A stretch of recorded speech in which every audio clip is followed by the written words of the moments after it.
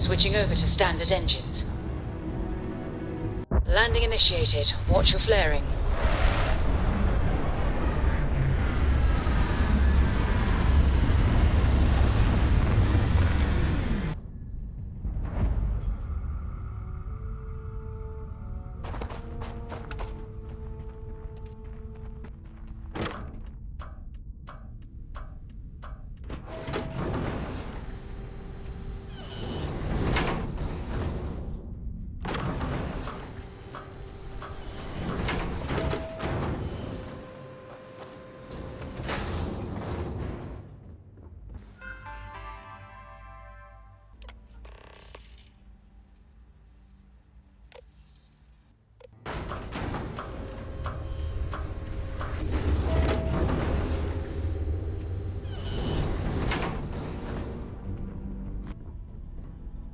Engine spin-up time almost complete. Total time 5 minutes 22 seconds.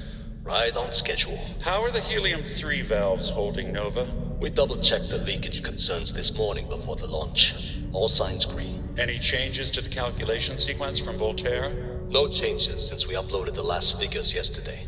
It's a clean shot from here to Jupiter. One day the computer will be on board the spaceship. Just imagine that. One miracle of science at a time, Canaveral.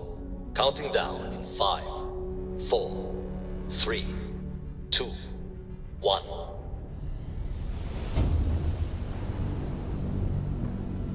Canaveral, are you reading? All clear, Nova. Indicators look good. The ship should be cruising Jupiter's orbit right now. Visual confirmation will be possible in 32 minutes. Afraid the speed of light is on the slow side these days.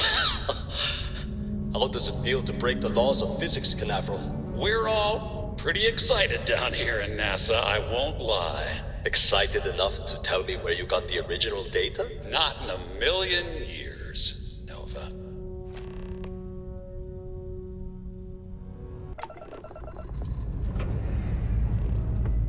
All right, let's see what's out there.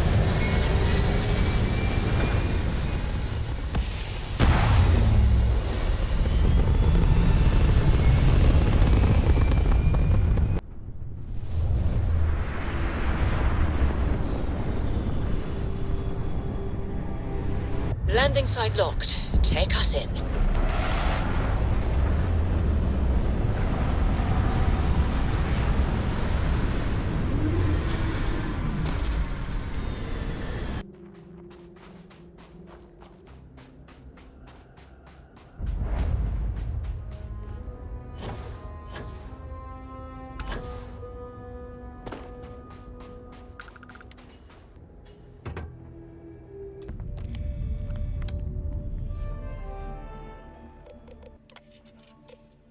Station log. Dr. Judith Tatian. The recent delivery from Mars is unsettling. I was expecting rock samples or maybe fossils of microbial life. Instead, Dr. Victor Isa comes with 2 members of the military. Everything they brought back is under wraps. What could a theoretical physicist need with a sample from Mars? Station log. Dr. Judith Tatian. I've been trying to cozy up to Dr. Victor, to see what is going on. His team has completely commandeered one of the labs with those 2 military handlers, checking who comes in and out.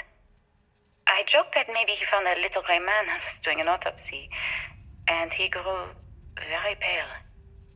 2 days later, he sends me a request asking for more information on my background in material science, metallurgical engineering. We have a meeting tomorrow. I think I'm being invited into the lab.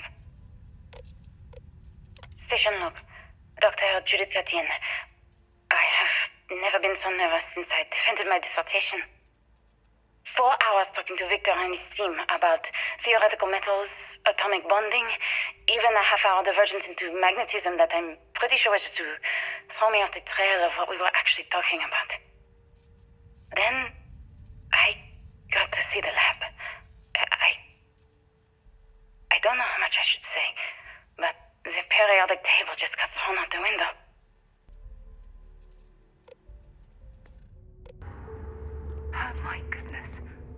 Some of the artifacts here are from the earliest years of NASA. I just don't understand where these calculations came from. There's something wrong with the math? I think it's quite straightforward. That's not what I'm asking. We've had no success extracting even a sample of material from the object. No explanation for the gravitational effects. No motion graph to explain its harmonic frequencies. I can't even establish a melting point. Judith. But you've had me building these prototype colliders for months. And now you want me to pump helium-3 into it based on this equation you've written on a goddamn napkin? I just need you to trust me. I have been trusting you. We keep slamming our heads against a brick wall, getting nothing. And you keep coming up with something new to try. Like, you know what's going to happen. Where are you getting your information, Victor? I'm sorry, Judith. Look, not here, okay? Somewhere off base. I'll tell you everything. But I'm not lying, okay? We're going to discover something important here. I promise. This is quite an impressive facility. The logistics it must have taken to build it this deep underground.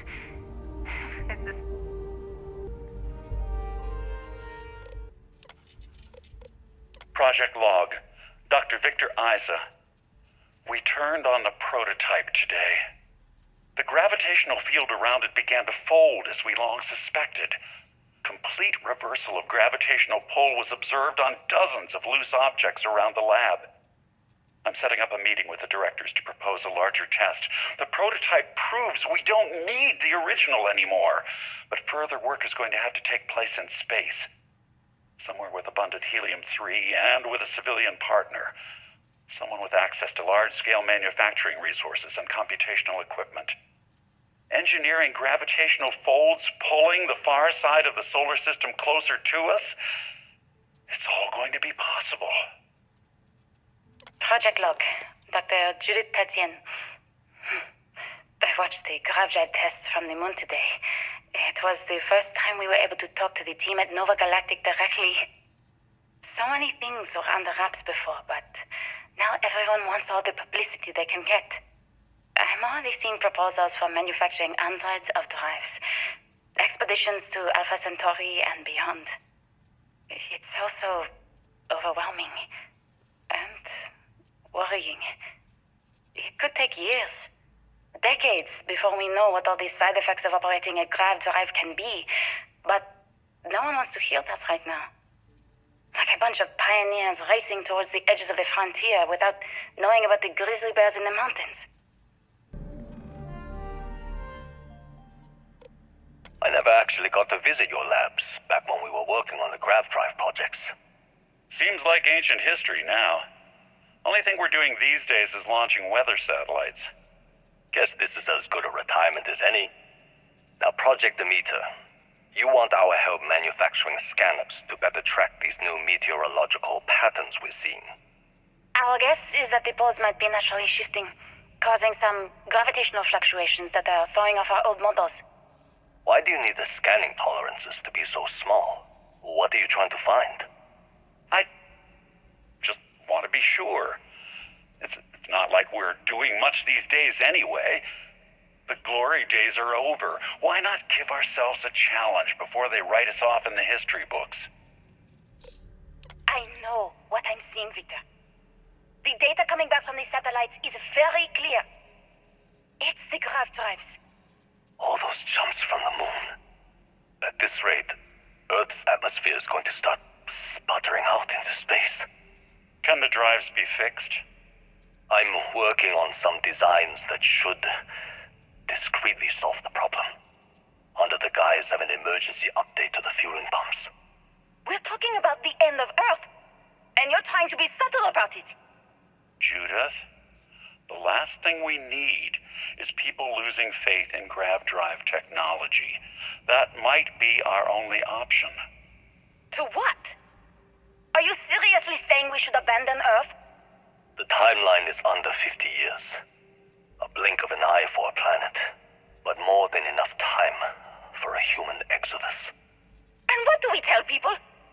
We say it's an act of God, one that science has found a solution for. Time for humanity to take its place in the stars. You knew, didn't you? You lied to me. All this time, I dedicated my life to this discovery, Victor. And you knew we were going to kill off our planet? You haven't seen the future I've seen. There's an infinite expanse of promise out there. A meteor could hit Earth, a plague, another world war. Colonizing other galaxies secures humanity's future for all coming generations, across all time. At the expense of our home. Stop it, both of you. All that matters is building enough ships to get everyone off this planet. And we need to start now. I'll draft up a statement. We'll need to address the entire international community. I'm sorry, Judith. There isn't a planet in this universe that will be far enough away from you, Victor. We are never speaking again after this is over. My name is Dr. Victor Isa. And if you're listening to this, then you probably already know the truth. I was young when I first headed the retrieval team of an odd gravitational anomaly on Mars. But I kept what really happened that day hidden from everyone except one other person. Even she didn't believe me at first. But I have no reason to lie to anyone now, so I hope you'll accept this confession, whoever you are. When I touched the anomaly, I experienced 12 days of lost time. I met myself. He told me everything that has since come true. The grav drive equations, the tests on the moon, Earth's atmosphere sputtering away because of what we had done. But he also told me about a city thriving on a planet orbiting a distant star. Human culture, art, music, lifestyles evolving and shining brightly across all of space.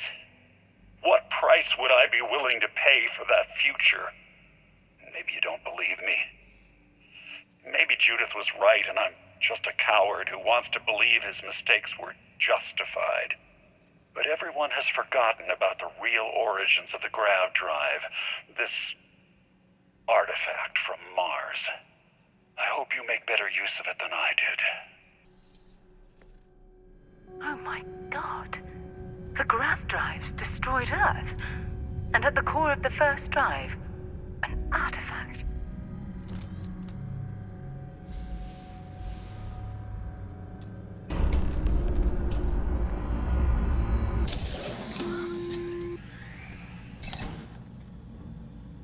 Constellation, we've arrived on the surface of Earth.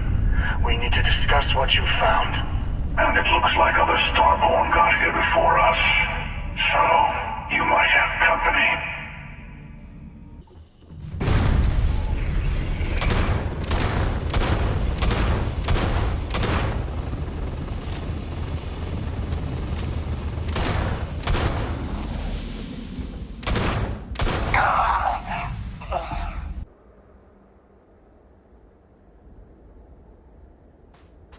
Now that you have retraced Earth's destruction once again, do you feel any differently about it? Do you see how dangerous the artifacts can be in the wrong hands? The emissary trying to guilt-trip you for all eternity. That's the true crime here. The artifact led to the grav drive, which led to the settled systems. Earth was a small price to pay.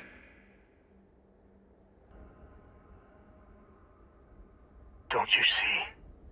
The power of the artifact forced humanity to the stars. They didn't get to make a choice. How many would have chosen Earth? What gave Victor Isa the right to choose for them? Are you getting tired of hearing this yet? Because I know I am. Every universe, it's the same speech. In the wrong hands, the power of the artifacts can make anyone a tyrant. That is why we watch over them. The only thing you're watching out for is yourself.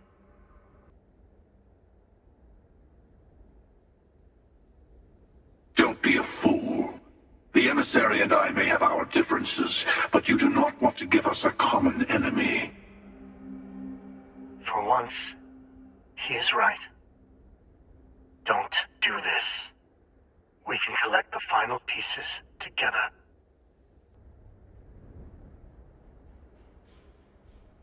Well, look at that.